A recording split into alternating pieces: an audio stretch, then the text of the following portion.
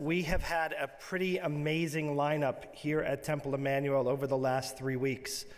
Temple Emanu-El has proudly hosted member of Knesset Nachman Shai. After that, we were proud to host Jonathan Greenblatt of the Anti-Defamation League, Eli Be'ir, who is the founder and president of United Hatzalah, and this Shabbat we are putting a capstone, at least for now, or pause, and welcoming a former consul general and an amazing leader, advocate, speaker, and someone who I'm proud to call my friend, Ido Aharoni. Ido was the consul general here in New York when I first started my stint here at Temple Emanu-El, and we were blessed to create a friendship through that time. And then he became a spokesman for the Israeli State Department, for the Israeli government. And it just so happened that he would represent different communities and travel around the country to bestow honors and awards. And one particular Sunday, my mother, a blessed memory, was receiving an award from Israel Bonds for her leadership and her courage. And the speaker was Ido Aharoni.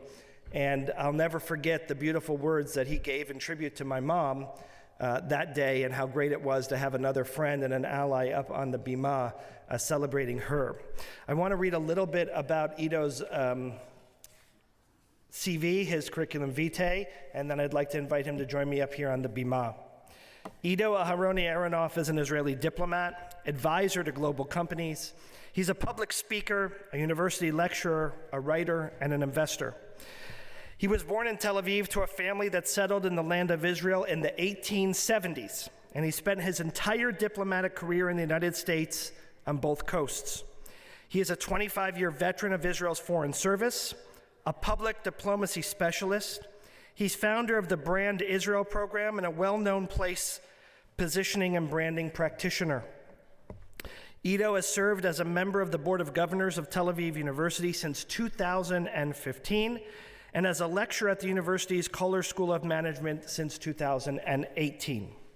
He is the host of Tel Aviv University's Unbound, which is the official English language podcast of Tel Aviv University. He has served as a global distinguished professor for international relations at New York University, and he has frequently appeared in international media as a commentator. Ido Aharoni Aronoff has been Israel's longest-serving consul general in New York from 2010 to 2016. And during that time, he has frequented this synagogue many, many moments, including in the wake of the 2014 war with Israel and Hamas. And it is great to have you here and back home, Ido. It is my honor and our privilege to welcome you to our synagogue this Shabbat.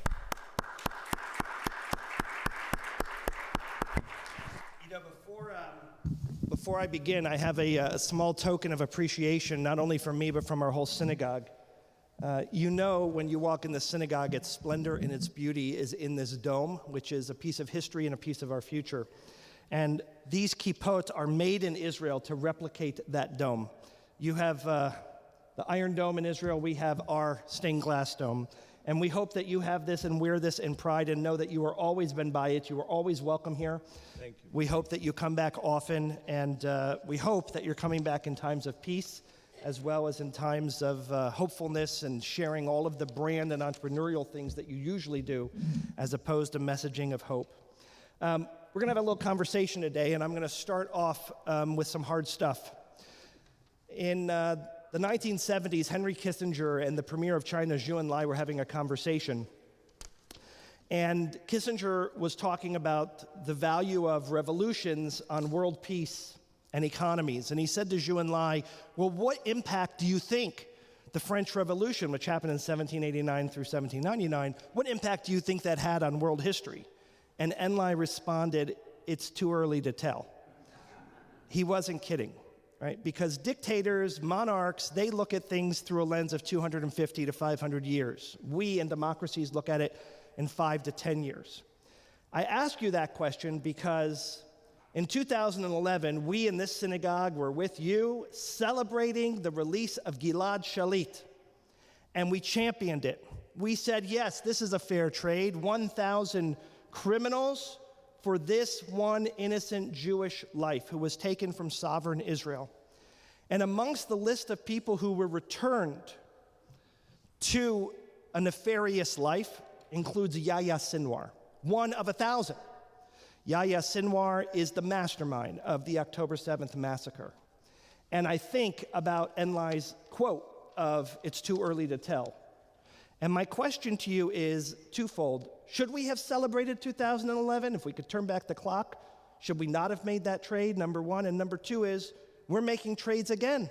Last night, 39 criminals, they're children and women, but these are not people who are in prison for tax evasion. These are not people who didn't pay child support. They were detonating bombs. They were stabbing soldiers, and police officers were released. As soon as they were released, they put on jihadi bandanas in green associated with Hamas, and gunfire erupted in Shir. How do we continue this cycle if we know where it leads? I'll give you a softball to start. Yeah, well... is that on? Yeah. It is. Got to talk right into it. Maybe I should just hold it? Yeah, sure, please. Hold it. I'll just hold it. All right, so first of all, thank you for your very kind introduction and for remembering that event in Florida. I've been here many times, including my parents. I remember they came here on one Yom Kippur. They did. That's very. And I was sharing with you the story of my father, who is of the 1948 generation. And so it's always good to be back. I love this congregation, love your rabbi. We also have a joint passion for basketball, so you can imagine that we're... So you're starting with the philosophical question. We don't know what will be the impact of 10/11. What we do know is that it made it crystal clear in terms of the strategic approach. What do I mean by that? Tactically, you can do many things, like releasing Gilad Shalit for 1,097 murderers. Tactically, you can do many things as long as you stay the course, the strategic course. And 10/7 made it very clear what's the strategic course. When I joined the Israeli service, they taught me that all the procedures that I'm learning are meant to preserve life, my life and my comrades' lives. And the assumption was that our enemy is also guided by that principle of preservation of life. But what do you do when you're fighting an enemy that is not interested in preserving life? On the contrary, they are cultivating death. When you read the Hamas charter, there's not a word in there about the future. I mean, when they do refer to the future is in terms of the past. There's not a word about human creativity, about progress. It's a death cult. That's what it is. And so 10/7 made it clear. Israel cannot allow the presence of a military force guided by a death cult, not along the southern border and all along the northern border. So if you're asking me if the Gilad Shalit deal was justified, I guess at the time it was the right thing to do tactically, but we should not forget the strategy. And the strategy is, and you will see that after this ordeal with Hamas will be over, Israel will take out Hezbollah. If we will not take out Hezbollah, and we can take them out unprovoked, then we have learned nothing from 10/7. Then we have learned nothing from 10/7. Israel will take out Hezbollah with American weapons, with American ammunition, and because we don't have the necessary ammunition right now to take out the bunker busters. We don't have them right now, but we will have them, and we will use them, and we will, because you have to understand, we have 400,000 refugees in Israel, displaced persons, people that left their homes, not just in the south, also in the north, ghost towns, ghost villages. We need to do something in order to allow them to come back home. They will never go back home unless we can protect the border. And that's what we will have to do. So I guess the answer to your question is yes, at the time it was the right thing to do. Big picture, it doesn't really change the strategy. The strategy is to take them out. It's, I think often of the Sunday newspaper in the column, The Ethicist. These are questions even the ethicists could not contemplate. And it's hard to make decisions for today and tomorrow. And, you also can't deny the fact that Israel must act in a way that speaks to every one of its citizens. And if we were to forsake Gilad Shalit, using him as an example, then we have made a statement that when you get captured, you're forgotten. And that was perhaps the most important statement that was made in bringing Gilad Shalit home, is that we will never forsake you. We will always bring you home. And also when we brought Ehud Goldwasser and Eldad Regev home, knowing that they had died in captivity, that we will bury them in Israel for their families to pay honor to them, that is a value, and I think that's important. Let me ask you a question I'm going to jump all over the place today, with your diplomatic yarmulke on, which is, what do we know about the balance of the hostages, about their welfare, about their well-being, and about what will happen past these 50 and the lull that's happening? Hopefully it will maintain. So this is a tricky question because Hamas knows that this is the only card they have. This is their ticket out. I say this as someone who participated in the siege over West Beirut in 1982, and we surrounded the PLO headquarters, and we waited until they surrendered, and then they were expelled out of Lebanon. They have a card. Their card are the hostages. They know that once they release all the hostages, their fate is in our hands, totally and completely. And so it's a tricky question. I don't know how Hamas will react. One thing for sure, they need the supplies, because you have to understand, Hamas does not control what's happening above ground anymore. They are all underground in the tunnels. I'm talking of the 2.2 million people in Gaza. The Hamas establishment, so to speak, is about between 40 to 50,000 people. So many of them are embedded in the population, you don't know. So many of the migrants that moved from the northern part of Gaza to the southern part of Gaza are actually Hamas people, but we don't know because they're wearing civilian clothes and they're with their families. But we estimate that there are well over 10, maybe even 15,000 people in the tunnels right now. These are the people that we need to take out. And they're in the tunnels, they need supplies. They cannot survive more than 2-3 months. And the reason that we provide them with energy and with electricity and all this because of the hostages.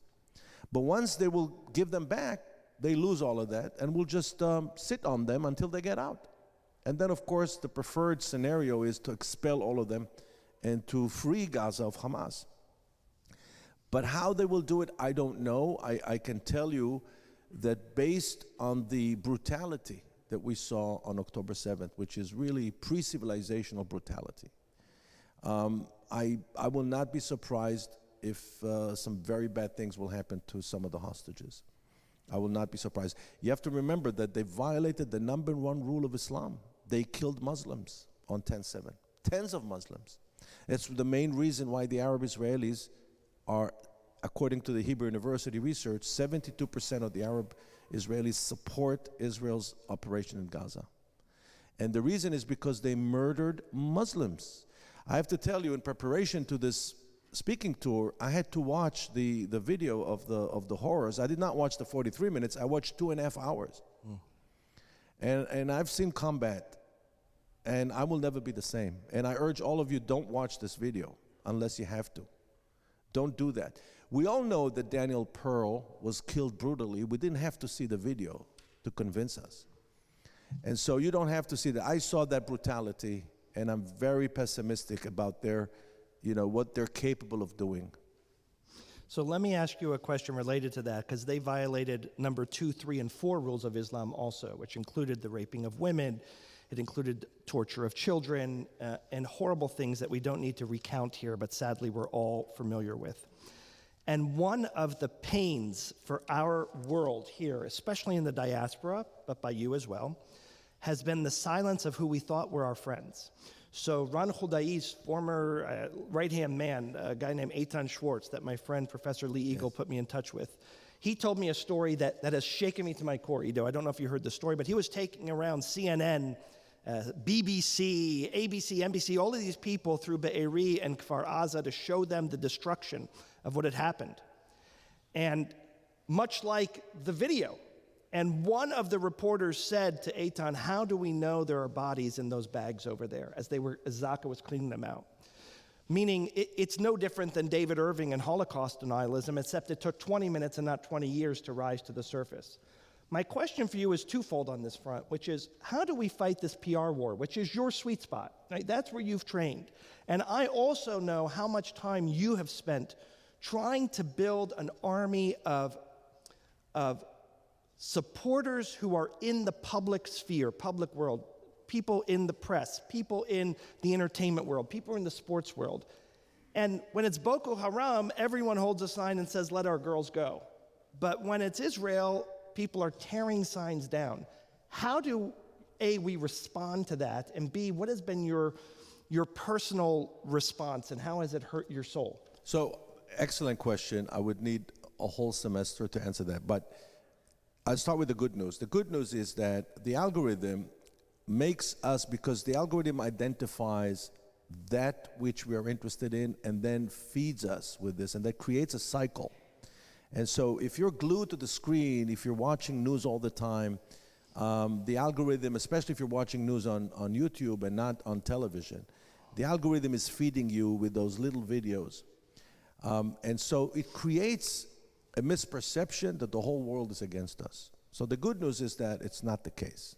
In fact, Israel is experiencing an unprecedented level of international support, political support. We've never had a more robust diplomatic umbrella, including India, including England, including France, certainly Germany, Italy, and so on. I could go on and on and on. And of course, the unprecedented support that President Biden showed us. So that's the good news. On top of that, public opinion surveys indicate that here in the United States is an overwhelming support in Israel's right to defend itself. Now, let's go to the bad news. How did we end up with that? So, you know, I spent years researching Israel's positioning in the United States, across the world, and I came to the conclusion that roughly, Western liberal pluralistic societies are divided into three groups when it comes to Israel. You have the 10%. These are the people that never buy anything that we try to sell. Even when we tried to make peace with the Palestinians, it wasn't good enough for Noam Chomsky. These people see the world through the prism of power. It's a Marxist view, if you may. It's a struggle, everything explained by power. They're anti-capitalism, they're anti-corporation, they're anti-America, they're anti-Western, and they're also anti-Israel. Then you have the 20%. The 20%, they buy whatever we sell. Why? Because they're connected to Israel. You can't tell them that Israel is performing genocide because they know Israel. They know Israel cannot do that. You can't tell them that Israel is apartheid because they know Israel intimately. Right? Who are those 20%? You guys. And lots of Christians. And I have to tell you, when we measured what other country has such a robust support base, this is not, when I say it's not even support, it's emotional connection, caring. Israel was number one in the United States. Not even Italy has 20, as at the time, this was a study that we commissioned together with Malcolm Online, 22% of the American people reported a strong connection to Israel, meaning when something happens to Israel, they feel it happened to them. Not even Italy has 22%. Not even England, not even Mexico. Israel is unique. And then you have the 70%. Who are the 70%? The people that Jimmy Kimmel is interviewing on Hollywood Boulevard in Los Angeles. You know, these are the people.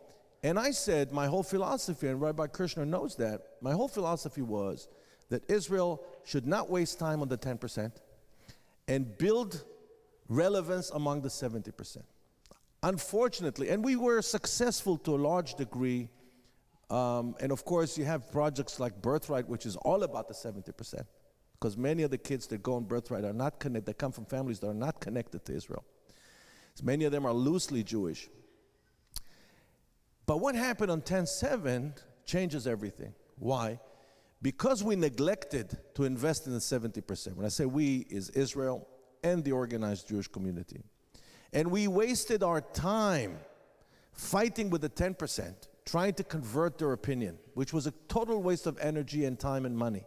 There are scores of Israel advocacy groups that's all they do is fight with them. We left the 70% exposed to the toxic ideas of the 10%. So when someone doesn't know Israel, and people tell them, well, Israel is conducting genocide in Gaza, they're prone to believe that. I remember when I was, after 9/11, I was in my office in New York, and I remember asking people randomly on the street on, on 2nd Avenue, if I would tell you that Israel keeps the Palestinians in concentration camps, does it make sense to you? People would say yes. It made perfect sense to them, right? So what do we do now? This is not the time to invest in the 70%. Right now, we are in the middle of the worst crisis since 1948 in terms of reputation. This is the time to punish the 10%. What do I mean by punish? The notion that the Jews are powerless is no longer relevant. We are powerful, not powerless. And when you have a professor from Cornell University who's standing in front of his students on the morning of October 7th telling them that he is exhilarated by the murder of babies and he's energized by the murder of babies, it is our job as a community to make sure that not only that he loses his job, but he will not be hired again. You know, I just came from San Diego and I gave a speech, and there were two mayors of very large cities in San Diego County in my talk, and I asked them, I said, you have your social services system. What if I told you that there's a parent in one of your school systems that openly celebrated the murder of kids? What would you do with his kids? With this parent's kids, what would you do? Both mayors told me, we will immediately send social services and we'll act legally to take the kids out of his custody. This person doesn't deserve to be a member of our society. His name is Russell Rickford. Remember that name, Russell Rickford. And what you can do after this tomorrow is send to the president of Cornell a demand to fire him, all of you. That's pressure. And that's what we can do. When people tear down those posters, it's not a legitimate act. Can you imagine me or anybody after 9/11 tearing down the pictures of the missing in Grand Central and then organizing a rally celebrating Al-Qaeda? Or can you imagine me going on television saying, yeah, you know, Al-Qaeda, what Al-Qaeda did is horrible, but let's be honest, America had it coming. It's our fault, 9/11. That's basically what these people are saying. It's not legitimate. So many of them are hiding behind First Amendment, and that's a tough one. But many of them violate the terms of their visa. For example, when I filed, my visa, I had to answer a question. Have you ever been a member of a terrorist organization? Have you ever supported a terrorist organization? That's easier now when you have the faces of people that we captured in those demonstrations yelling from the river to the sea. That's a call for the annihilation of the state of Israel. There's nothing more anti-Semitic than this. I'll tell you why. Because no one dared to say in 1945 that the German people that were responsible for the biggest calamity, they brought 2 world wars on us. They were responsible for the death of tens of millions of people during the 20th century, including 6 million of our own people. But no one dared to say, you know what, enough is enough with the Germans. They don't deserve a country. Let's dissolve Germany. No one even thought it was legitimate to say that. But with Israel, it's generic. Everybody's saying it.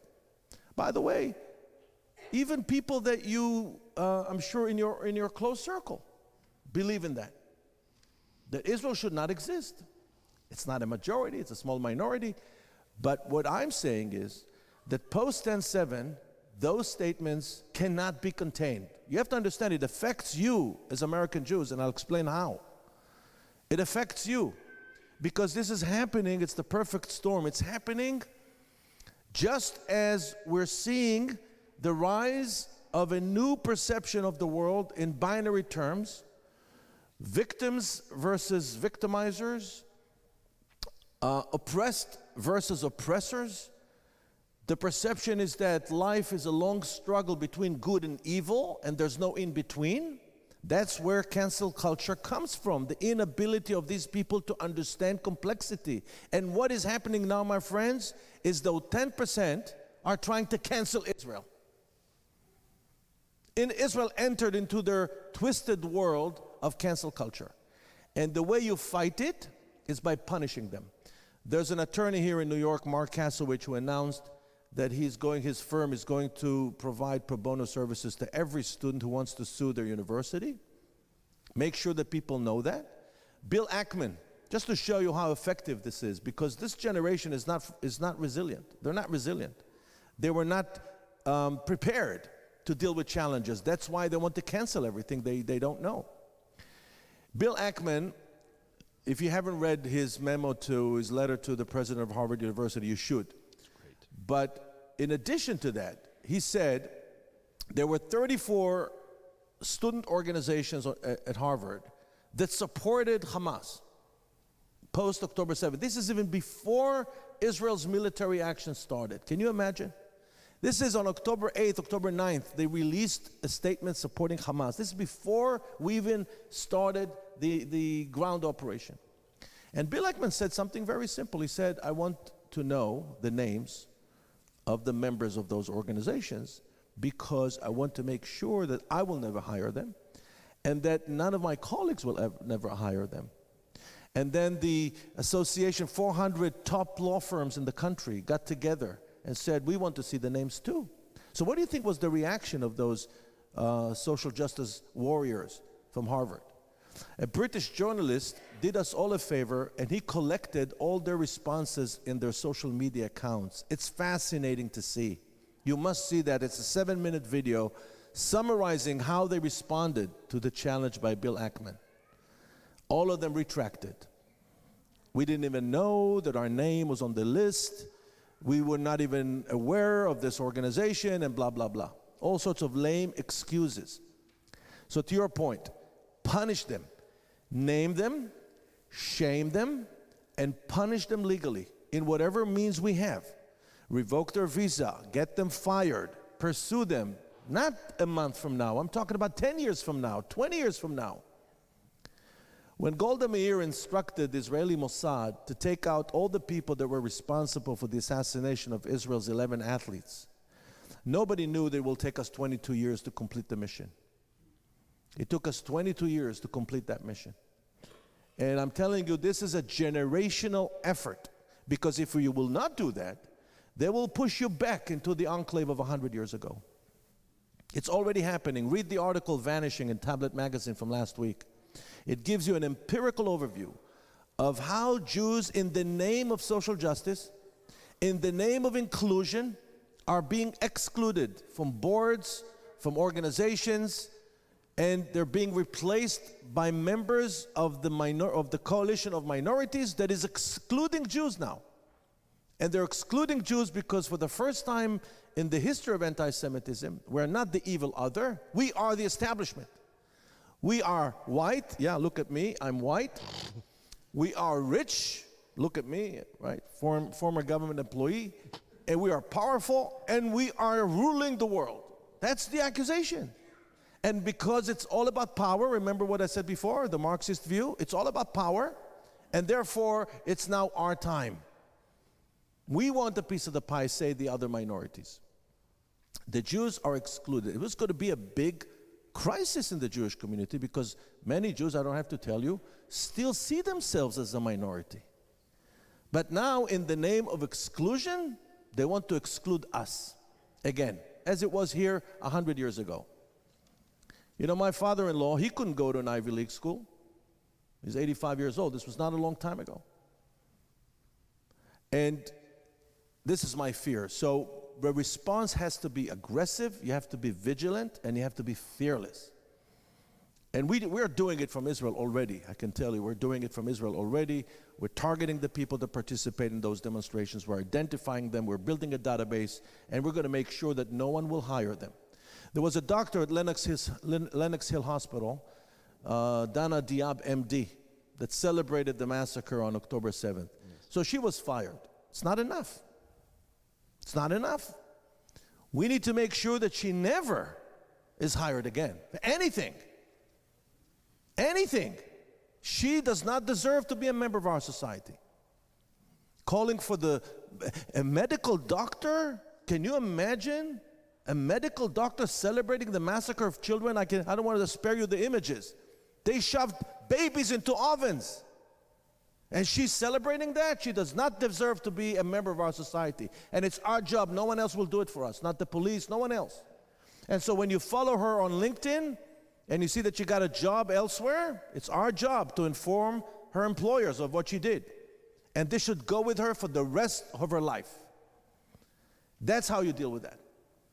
And let me tell you, this generation, as I said before, is not built for those fights. They'll fold in a second.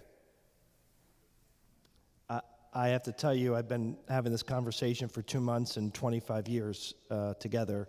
Your 10, 20, 70 answer was perhaps the best answer I've ever heard on this topic. And I think when the time comes for us to metabolize again and to breathe normally again, that we really, as a community, need to recalibrate to that 70%. It was a brilliant answer. And I think it's also fantastically ironic in a very satisfying way that the inventors of cancel culture cannot tolerate to be canceled, right? That is the greatest irony that is coming forward from this. I want to change gears a little bit. I just came home from Israel exactly a week ago. Please God, we're bringing a synagogue mission next week, and I'm very proud of that. And a lot of people don't understand, Ido, what I know intuitively, but it's hard for me to articulate, and perhaps you can do this. And that is how important and how valuable the 20 of us who went, the 20 of us who are going, what that means to Israeli society right now. It's hard for me to describe the person in the hospital bed, the soldier on the field, the person in the bodega or the makolet, what our presence means to them. Can you, from the Israeli perspective, explain that? Yes. You know that the most popular person in Israel today is Joe Biden. Hands down. Why? Because he came to the Israelis 10 days after the attack, unprecedented in the history of the United States. And he told the Israelis a very simple sentence. He said, "You're not alone. I'm with you. We are with you." And that's what you're doing, Rabbi. It's very, very important. Israelis feel isolated. The whole nation is traumatized, of course, especially the people that experience the horrors. I'm in touch with the families of the hostages. I'm trying to help them as much as I can. This whole tour is really my contribution to the war efforts. I'm doing a 27-day, 8 CTs, over 30 events like this and bigger events. Incredible. And so I'm doing this as a volunteer. I'm doing it pro bono, of course. And I see, wherever I go, how people want to connect. So this is the most important thing, is to connect Israelis. If you cannot go to Israel, reach out to the people that you know. Check in on them every once in a while. Send them a message. Just, I heard from people that I've not heard from in 30 years because of 10/7. People reached out to me. People that I have not heard from in 30 years reached out to me just to check in on me. It's a beautiful thing. It makes you feel strong. And this is what you're doing is wonderful. And I'm grateful for the support of this community and for your leadership, Rabbi. I want to tell you a story that I tell with our congregation too. Everyone has a moment that gets them when they're in Israel, and my moment was relatively innocuous but very powerful. We were at Barzilai Hospital. We were seeing wounded soldiers, and we were with one soldier who lost his eye to shrapnel. He's going to live, young man, the rest of his life with only one eye. And we went into his room, and that did not make me cry. He was with his parents. He had a good spirit. What made me cry to the point I had to walk out of the room was all over the walls of his room were letters from Hebrew school kids around the country, kids he never met before, written in English, and that's not his native English, saying his language. "We love you, feel better, Israel will win, thank you for fighting." And he told us how much those notes meant to him. He couldn't even read some of them. And to me, that was the thread that binds the Jewish spirit, that reminds us his fighting in that war is not a war only for Israel, it's for Jews worldwide. And that's the moment that got me. To see all of these communities coming together and supporting someone who doesn't even know their name, doesn't even know their face, but says, "I love you and I'm with you," that was an incredibly powerful moment for me. And I think for those who are able to be there or to do their parts, when they unload those bags of deodorant and toothbrushes and hand warmers and socks and gloves, it tells them that we're with them.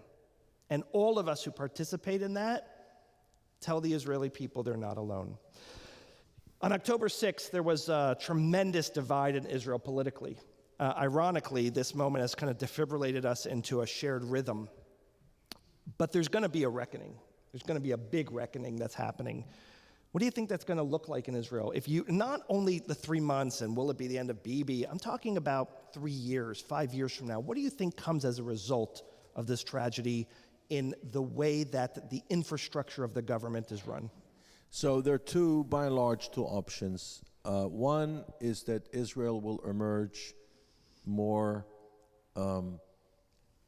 militant, more militaristic, that more funds will go to our defense and our protection, that the army will grow significantly, that Israelis will feel more insecure than ever before as a direct result of the national trauma, and that the willingness of the Israelis to support any kind of political arrangement with the Palestinians basically will disappear, will be off the table, as we say.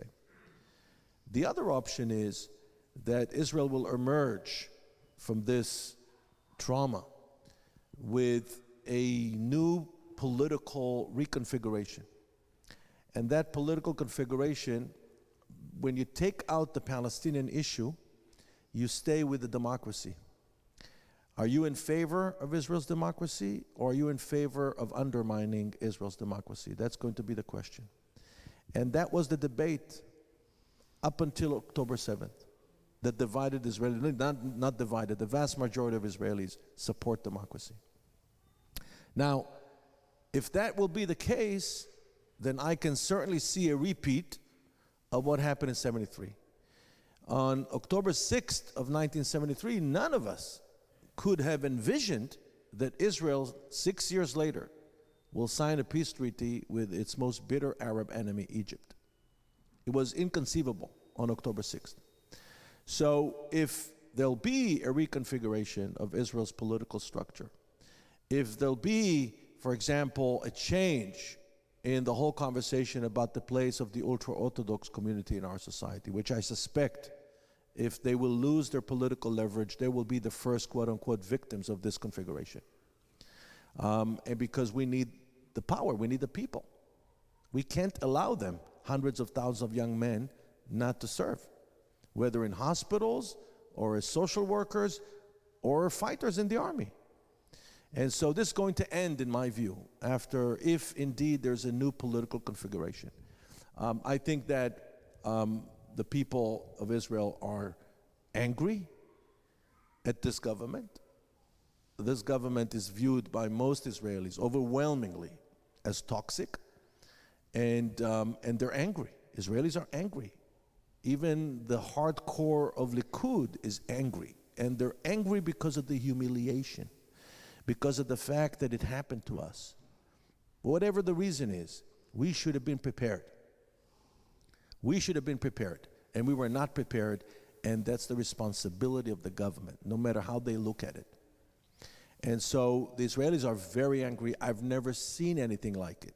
You know, Israeli officials, when they show up in public places, they're being, people push them out. If you're a government minister in Israel, you cannot visit a hospital today. People will not let you. That's how angry Israelis are, from all walks of life, right and left. And so I think that if that anger will be channeled to a new configuration of the political system, you may see, a different outcome. But as I said before, there's also a very good chance that Israel, in this age of populism, will end up on the other side, on the other extreme. The jury is still out. We're living the moment right now. We have to wait and see what happens. But one thing for sure, Israel will never be the same. Israel will never be the same. And as I said before, we will never allow the creation or the establishment of such a military force along our border. This is not going to happen again. And whatever it is, we will do whatever it takes to make sure it doesn't happen again. I agree. I also think, by the way, diaspora Jewry will never be the same. And if it is, it's going to be generations from now till it does. You know, incidentally, when I was in Israel, I went to 2 funerals at Har Herzl. And I noticed that Moshe Leon was there, who's the mayor of Tel Aviv, and other dignitaries. And I noticed the conspicuous absence of Bibi. And I had been writing about this, and I mentioned it, and people said exactly what you said, which was, he can come. He would be so unwelcome, even among people who campaigned for him, because of what he represents. And he's just one example of the multitudes of others, of what he represents, and taking away from the actual mourning and grief of the families, that it's an impossibility for him to come. We saw that happen at hospitals. What I only had hoped for was that how Israeli society is vomiting out the bile and saying we won't tolerate the bile that created October 7th. I so wish that would happen amongst the Palestinian communities with Hamas. It doesn't seem to happen yet, at least not with any sense of confidence, but hopefully it will. I do think that the people of Lebanon, that 70%, will tolerate Hezbollah less than the people of Palestine, the Palestinians, I should say, did of Hamas. They have much less say in the matter. But it is indeed a tricky time, and one thing we're not very good at, especially Ashkenazic Jews, is waiting, and we're going to have to wait a little bit about this. So I just want to say something on behalf of all of us, Ido, and say, and I mean this from the depths of my heart, that Israel has amazing warriors right now fighting the war. My friend Yossi Klein Levy said, you know, this generation, we kind of wrote them off. We said they're unengaged because they're fighting like never before. And what we've accomplished has surprised even the heads of the IDF. And they are amazing. They are amazing, and we should never stop acknowledging the sacrifices they're making.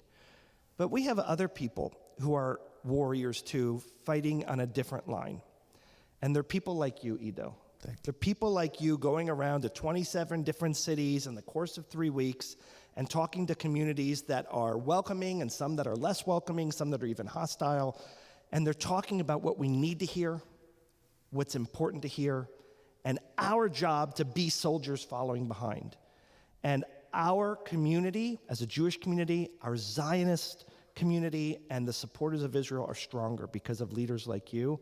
And I know that the nation of Israel and the Jewish people will forever be indebted for your leadership. And I just, on behalf of all of us, want to thank you for being a great warrior for Israel. Thank you for having me. Thank you. Shabbat Shalom.